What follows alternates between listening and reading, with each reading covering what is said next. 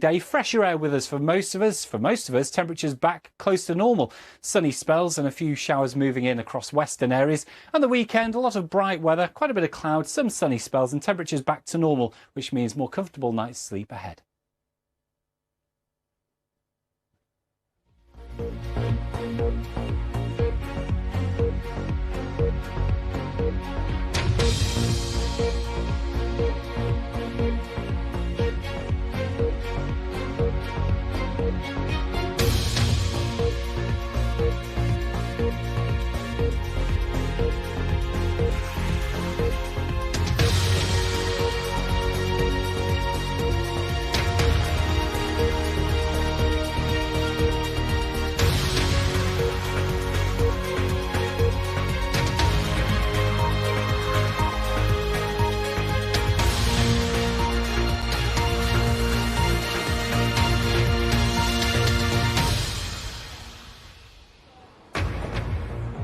The Queen's speech in Westminster, it is dominated by Brexit as the government sets out its agenda for the next 2 years.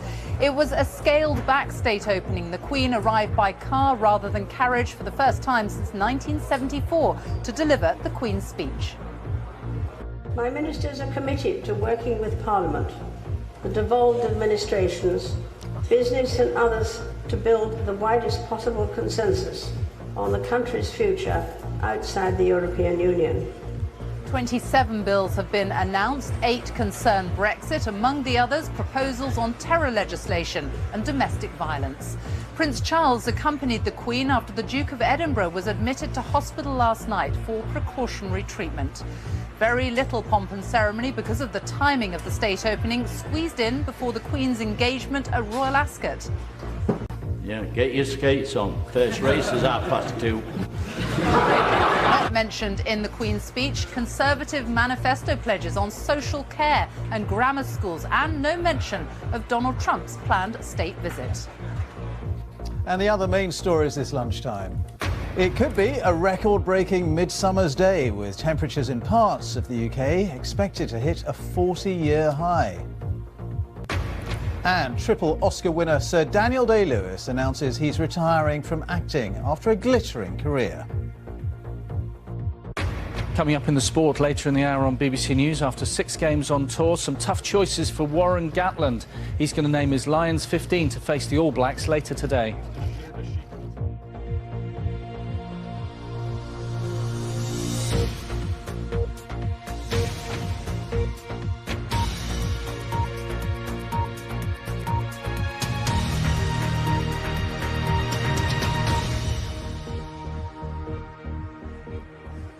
Good afternoon from Westminster, where the Queen has delivered the government's legislative programme for the next 2 years at the state opening of Parliament.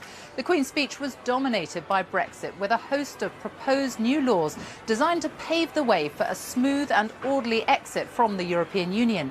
But many of the Prime Minister's general election pledges were not included after the Conservatives lost their overall majority in the Commons. The timing of the state opening meant that it was a very scaled-back affair with no royal carriage procession, and the Queen was accompanied by Prince Charles instead of the Duke of Edinburgh after he was taken to hospital last night. More on that in a moment. But first, here's our political correspondent, Eleanor Garnier. No golden carriage and no horses. This is a dressed-down Queen's speech. The crown not worn, but travelling to Parliament in a car of its own. With a crowded calendar and little time for preparations, the full pomp and ceremony has been slimmed down. Close the door! Following centuries of tradition, Black Rod sent to summon MPs to the Lords. Theresa May had hoped to be commanding a strong majority. Instead, she's been left turning to the DUP for support. And it's the Labour leader who's been left looking more confident of the two. The Duke of Edinburgh, normally a constant at the Queen's side, today ill in hospital as Her Majesty delivered the Queen's speech for the 64th time. My government's priority is to secure the best possible deal as the country leaves the European Union. My ministers are committed to working with Parliament, the devolved administrations, business and others to build the widest possible consensus on the country's future outside the European Union. Brexit is the central theme. 8 bills devoted to the complex process of pulling out of the EU, covering areas like immigration, agriculture and trade. My government will seek to maintain a deep and special partnership with the European allies and to forge new trading relationships across the globe. But this is a moderated version of Theresa May's manifesto. No mention of Tory plans to expand grammar schools and controversial proposals to overhaul social care funding reduced only to a consultation. There are 27 bills and draft bills in Theresa May's first Queen's speech, including measures for a review of counter-terrorism to deal with extremists and protect the public. A draft domestic violence and abuse bill to bring in new protection and sentencing powers, plus legislation to update and strengthen data protection laws, giving people more control over their data. The Queen's speech itself looks at what we need to do in order to deliver Brexit, which is clearly something we have to do, the country voted on, but it's also at delivering that economic prosperity and fairness through society. But Labour said not enough was mentioned about investing more in public services. We've had 7 years of this Conservative austerity, and I think this was a very big factor in the general election and why Theresa May did not get the majority that she wanted, and yet we've seen no recognition of that. The SNP accused the government of hollow words over Brexit. We've heard the same tired old language, securing the best deal possible, but no detail in what that means. The speech says that the government are committed to working with the devolved governments and business, but we need action on this, not words. After failing to win a majority at the general election, Theresa May has said her government will respond to the message from voters with humility and resolve. But the lack of support means delivering this 2-year plan for government will be a day-by-day fight for survival in Parliament. The Queen has now fulfilled her duties, but the tasks for the Prime Minister are stacking up. 11 days on, there's still no deal with the DUP. And Theresa May knows, having effectively lost the Tory crown, delivering this programme for government will be difficult. Ellen Agania, BBC News, Westminster. Well, I'm joined now by our assistant political editor, Norman Smith. So it was dominated by Brexit, but how much do we know now, or how much more do we know about the form it will take? Well, Sophie, I can't actually recall a Queen's speech in recent years so shorn of pretty much all major domestic legislation beyond Brexit. And yes, of course, there are important bills on providing more support for victims of domestic violence, cracking down on insurance fraud, a new advocate to represent bereaved victims after disasters like Grenfell Tower. But all the standout, emblematic, symbolic policies in the manifesto have basically gone or been shelved. So grammar schools gone, social care, the cap on energy bills passed off to a consultation. And that is not just because Mrs May lacks a majority, it is because of Brexit. Brexit is this huge, gargantuan, massive task that is risking squeezing the life out of this Parliament, leaving no time or energy or political wherewithal to do anything else. And it sort of sits like a great big hungry heffalump on top of Parliament. And it represents a real threat too to Mrs May, because she has to get through 8 Brexit bills, all hugely complex, hugely detailed, providing a mine of opportunity for the opposition parties and the critics in her own parties to cause her all sorts of grief. And the real unanswered question is this: would defeat on any one of those bills be tantamount to a vote of no confidence in Mrs May? And many at Westminster believe it would. Norman Smith for now, thank you. Well, Prince Philip did not accompany the Queen this morning, as expected. Buckingham Palace announced that he had been admitted to hospital last night for treatment as a precautionary measure. Our royal correspondent Nicholas Witchell is at Royal Ascot, where the Queen and the Duke of Edinburgh were both expected later today. The Queen is on her way there, but the Duke of Edinburgh in hospital, Nick, and we're told that it is precautionary. The most important thing to say, I think, is that there is absolutely no sense of alarm among royal officials. Now, the Duke was with the Queen yesterday at the opening day of Royal Ascot. He was with her also on Saturday at the Trooping the Colour ceremony. Both very hot days. That may be significant.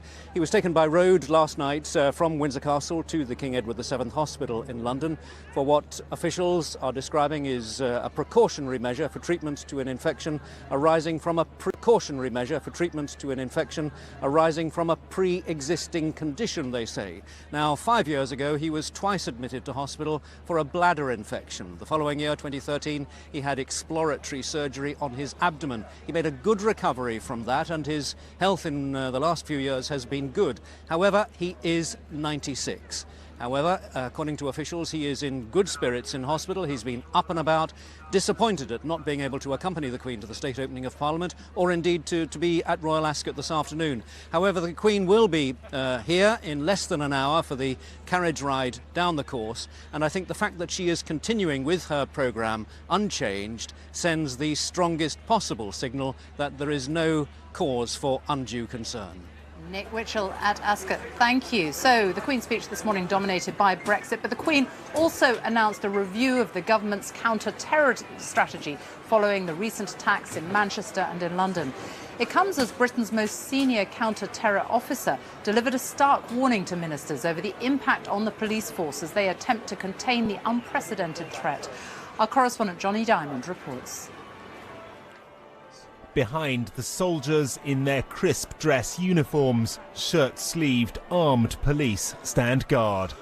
Spotters keep watch over the Palace of Westminster from every vantage point. Everywhere reminders, if they were needed, of the heightened state of alert. This is the police response to terror. From inside the palace came the response of the government.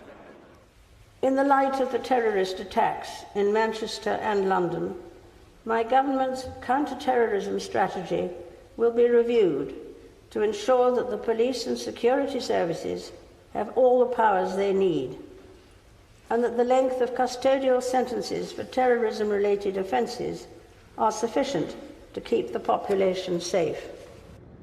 But the police have more urgent concerns. Britain's top counter-terror police officer, Mark Rowley, wrote to the Home Secretary last week. He told her that prioritising counter-terror would involve difficult choices. He warned of a potentially significant impact on other police operations. And he asked the Home Secretary to avoid uncertainty over funding so the police could plan properly. From the head of London's police today came an admission that policing terror was stretching the Met. We are shifting resources and people across the Met. This does have an impact on other, for example, investigations. We've had to pause some, we've had to slow down on some, and that's just a necessity. The government says it has boosted money to counter terror, but the police say they are stretched. To all the challenges, police chiefs have added another: the resources to keep crime under control. Johnny Diamond, BBC News. Well, social care and how to pay for it was a major plank of the Conservatives' election campaign, but today's Queen's speech made little of it. Our social affairs correspondent Alison Holt joins me now. So has it all been shelved? Well, we're told that no, it hasn't been shelved, but there is no real detail, certainly not in the Queen's speech, and the language that we're here being used more generally. I would say there's been a shift in tone there from what we were hearing during much of the election. The language is of building widespread support, discussions across the care sector, a wider public debate. It's the sort of language of building a consensus that we heard from the other main parties during the election in their manifestos. The government describes this as one of the most profound issues facing the nation, and there are certainly many people who would say you've actually got to get politicians working together if you're ever going to solve the very real problems that social care has.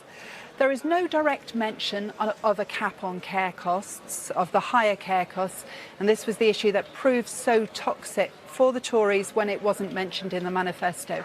But we're told that there will be consultation on a cap and that it will happen. In fact, legislation is already there if they choose to use it. But the big question is, how swiftly do they go from consultation to action? Because many people say the crisis is there now, and the fear is that consultation can be just one way of kicking a difficult issue into the long grass. Alison Holt, thank you. Well, there is no mention either in the Queen's speech of another big Conservative manifesto pledge to end the ban on new grammar schools. Instead, the Queen said the government would work to ensure that every child has the opportunity to attend a good school and that all schools are fairly funded. It comes as a group of head teachers in England are writing to parents about what they call the growing funding crisis in schools. Our education correspondent Gillian Hargreaves reports. These boys are from the 5% of the school children of England and Wales. Unashamedly traditional, unashamedly elitist.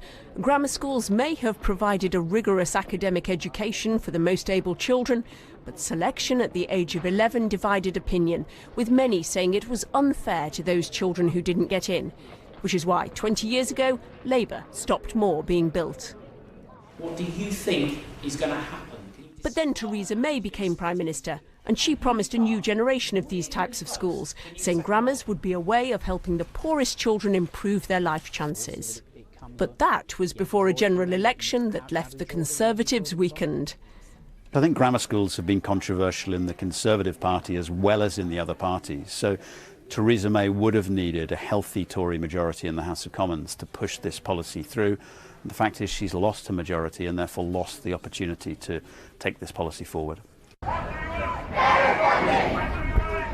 The government has hinted it will look at the issue of school funding, which caused widespread protest among parents and teachers who said schools need more money. In the election campaign, it was an issue on the doorsteps. We're going to see larger class sizes from September. We're going to see fewer subject choices from September unless the government acts urgently to tell head teachers that they will be getting a funding uplift. We want that to happen very, very soon. There we go, sweetie. However, the Queen's speech didn't mention a Conservative manifesto proposal to scrap free school lunches for infant pupils in England. Again, it was unpopular with voters, and with no majority in the House of Commons, it would be difficult to reverse a policy introduced 3 years ago. Gillian Hargreaves, BBC News. Well, laws relating to Brexit will dominate the new parliamentary session, which will cover the next 2 years. Reality Check's Chris Morris looks now at the scale of the task ahead. It was billed as the Brexit election, even though it didn't always feel that way. But now the UK's departure from the EU is set to dominate the next parliament.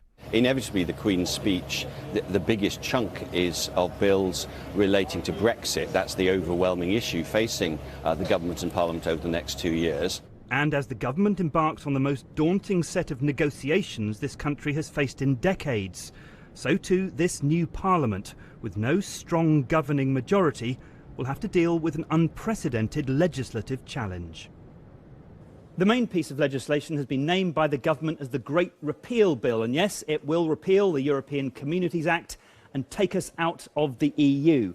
But its main purpose is really to transpose thousands and thousands of EU rules and regulations into British law, potentially as many as 20,000 pieces of legislation. The idea is to avoid a legal and financial vacuum when we leave.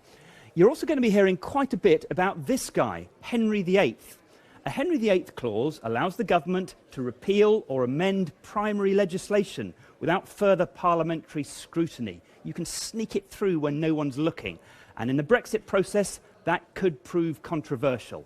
And then there are a series of bills which will need to be passed as a result of Brexit. We need a new immigration policy, a new trade policy. There'll be a customs bill, new policies on agriculture and fisheries. Then we need a new international sanctions policy, and there'll be a nuclear safeguards bill because we're going to be leaving the EU's nuclear agency. Now, right now, we know very little detail on any of these bills, but they are going to be the nuts and bolts of Brexit, and they will keep this Parliament extremely busy. So it will be a really big task to not only manage the Great Repeal Bill, but these other bills that will be really important to shaping life after Brexit. And there's the rub. The government has got to push all this through with the most unstable majority imaginable. Expect rebellions, threats and uncertainty. Chris Morris, BBC News. There is so much to get through Parliament over the next 2 years, and that task is going to be even more difficult for the Conservatives without their parliamentary majority. And there is still no official deal between the Democratic Unionists and the minority Conservative government. Our Northern Ireland political editor, Mark Devonport, joins me here.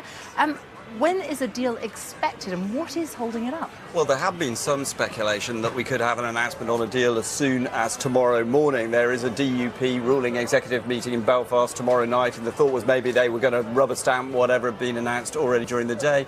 But just during the course of today, we've heard from some senior ministers acknowledging that a deal may not be possible, and we know that there are some big financial asks from the DUP, and that might be causing some problems in the Treasury.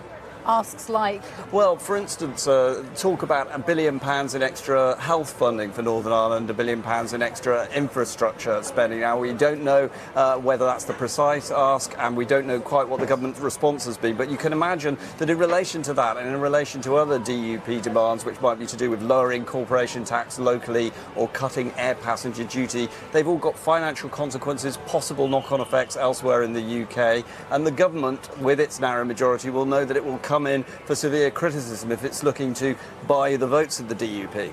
Indeed, Mark. Thank you very much. Well, that is all from us here in Westminster for now. We'll be back later in the programme, but now it's back to Ben in the studio.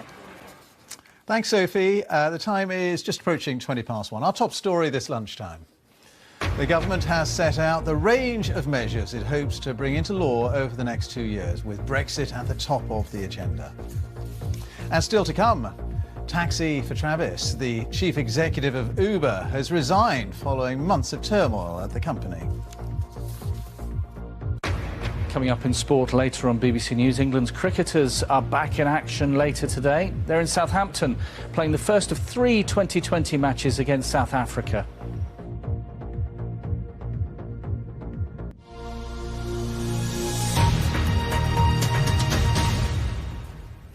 The UK could be experiencing its hottest June day for more than 40 years, with temperatures in some parts forecast to soar to 34 degrees later today. Well, the heatwave has seen 5 sizzling days in a row, with temperatures topping 30 degrees since Saturday. Our correspondent Duncan Kennedy reports for us now from Reading. The sight and sound of summer. At the Stones, where dawn and legend combine in almost mystical unison. And where around 13,000 people came to the Stonehenge solstice. It was a different kind of tradition underway at the Embrook Court shelter in Berkshire. NHS England has asked elderly people especially to be careful of this kind of heat. How much heat can you take? Not a lot. I'm one of those people that if I have any time worthwhile talking about in the sun, then I feel like a rotten banana. What do you make of these temperatures? Very hot. Too hot? Too hot, yes. In many places, the only breeze is man-made. And when it comes to potential records being broken, in Reading, they were reading all about it. Is it uncomfortable, this kind of temperature, when we're around the 30-degree mark? Is that too much? No, I can cope with it, yeah. I mean, you just take a few more clothes off, don't you? Gets embarrassing eventually. You need a special kind of coat to attempt this.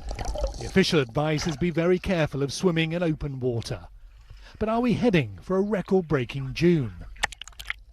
The temperatures today are expected to rise between 33 and 34 degrees. If we get to 33.9, then it will be the warmest June day since 1976. But as always, we're one country divided by a common summer. This was Newcastle this morning. Southern areas have so far missed that. Here, the long stretch of sun still playing out across the longest of days. We're already at 31 degrees here in Berkshire. Elsewhere, the temperatures are also climbing. But whether we're going to get to that mystical 34 degrees we last saw in 1976, it's still not clear. As you've seen already in other parts of the country, in more northerly areas, the weather is breaking down a bit with some of those thundery storms. Here in the south, the sun is expected to continue for a wee while longer, Ben. But even here, temperatures are expected to drop a little over the next few days. Thank you, Duncan. The bomb set off at Brussels' busiest railway station last night consisted of nails and gas bottles placed inside a suitcase. Prosecutors say the suspect shouted and set off a partial explosion, which was then followed by a more violent blast. A soldier patrolling nearby shot and killed the suspect, who was a 36-year-old Moroccan. No one else was injured. The charity single for the victims and survivors of the Grenfell Tower fire has been released this morning.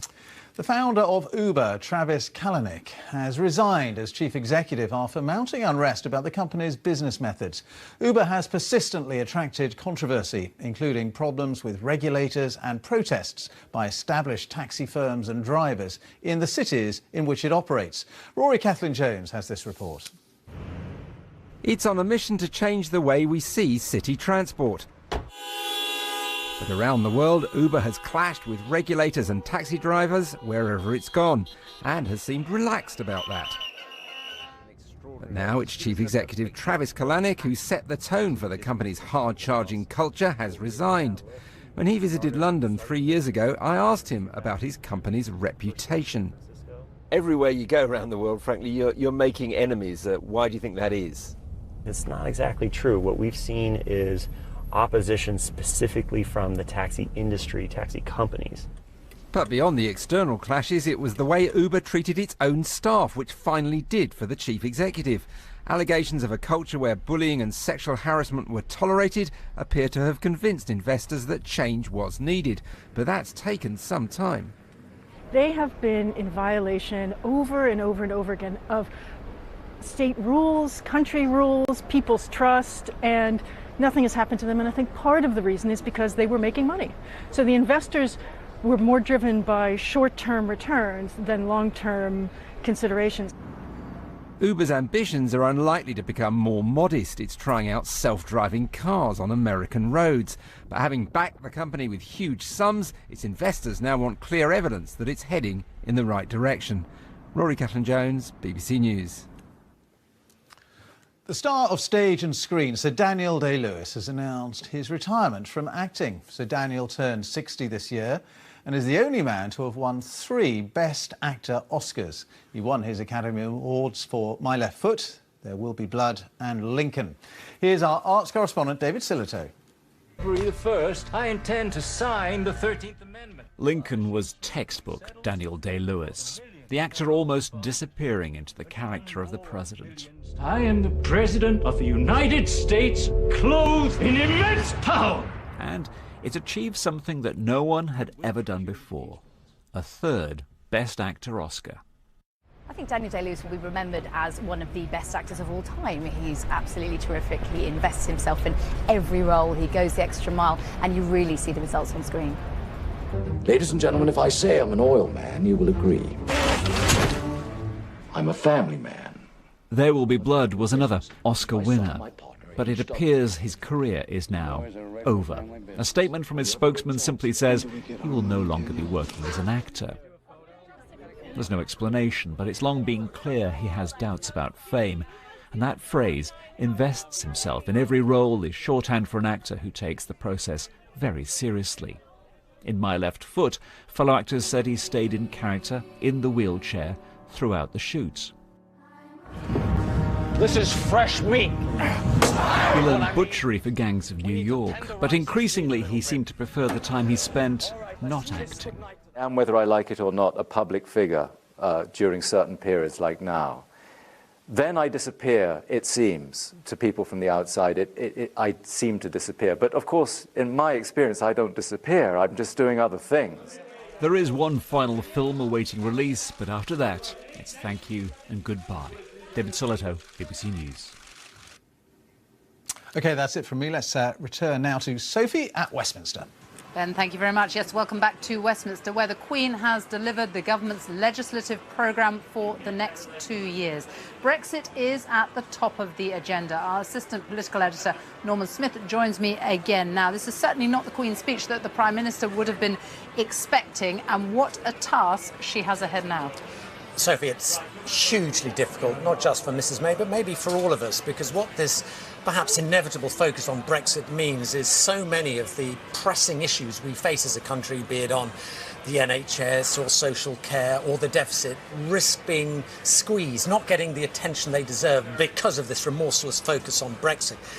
But for Mrs May, this is profoundly dangerous territory, and the sort of word that older Westminster lags mutter under their breath with dread is Maastricht. Now, older viewers will know Maastricht was the EU bill which John Major, when he was Prime Minister, had to get through Parliament in the 1990s, and it caused him untold grief. It was like pulling teeth without an anaesthetic. But that was one bill. Theresa May has got to get 8 bills through. John Major had a parliamentary majority. Theresa May does not have a parliamentary majority. And the real danger for Theresa May is the turmoil and the upheaval that John Major faced will be as nothing to that which Theresa May faces, which may well make Maastricht look like a walk in the park. Norman Smith, thank you. Let's have a look at the weather now with Chris Fawkes. Hot, hot, hot. It certainly is. Yes, Sophie, indeed. We've already seen temperatures of 31 degrees. It is going to be the hottest day of the year so far. And if we get another 3 degrees Celsius, up to 34, it'll be the hottest June day for 40 years. It's going to be much hotter as well across the Midlands, North East England, where yesterday it was quite cloudy. Today we've got the sunshine, and that's making the difference. Weather Watch has been out snapping some clouds. This cloud is a cloud called Alticumulus castellanis. It's one that we often get before big summertime thunderstorms break out, and that's a clue as to what the weather prospects hold for us over the next 24 hours. For the time being, though, a lot of dry weather for the Midlands, East Anglia, southern counties of England. Barely a cloud in the sky for many areas, with those temperatures pushing up to that 34-degree mark. 1 or 2 thunderstorms are possible across Wales and northern counties of England through the course of this afternoon, maybe 1 or 2 as well for southern Scotland and also for Northern Ireland. But across northern Scotland, it's just rather grey with bursts of rain on and off. Temperatures generally high teens to low 20s here. Following such a hot day, another very hot evening coming up. Heading to bed, 10 o'clock, those temperatures still up at 26 degrees Celsius. But there are signs of a change taking place. The hot air in place at the moment is going to get run over the top with colder air coming in off the Atlantic, and this makes some very big temperature contrasts building up in the atmosphere. It's a recipe for some pretty lively fireworks later on from the atmosphere. Now, there are going to be some scattered thunderstorms. Not everyone will see them, but if you do catch one, could have torrential rain, gusty winds, and maybe some large hail as well.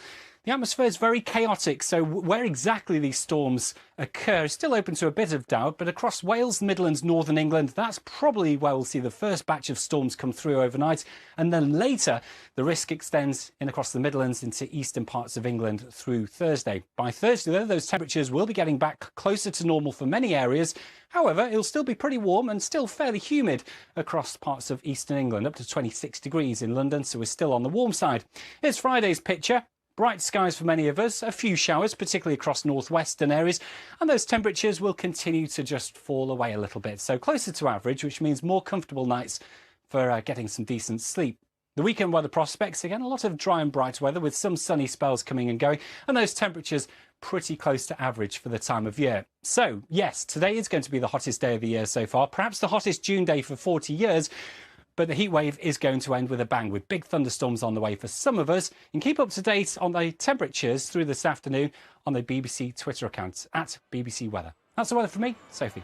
Chris, thank you very much. And that is all from the BBC News at 1 on another big day in Westminster. It is goodbye from me.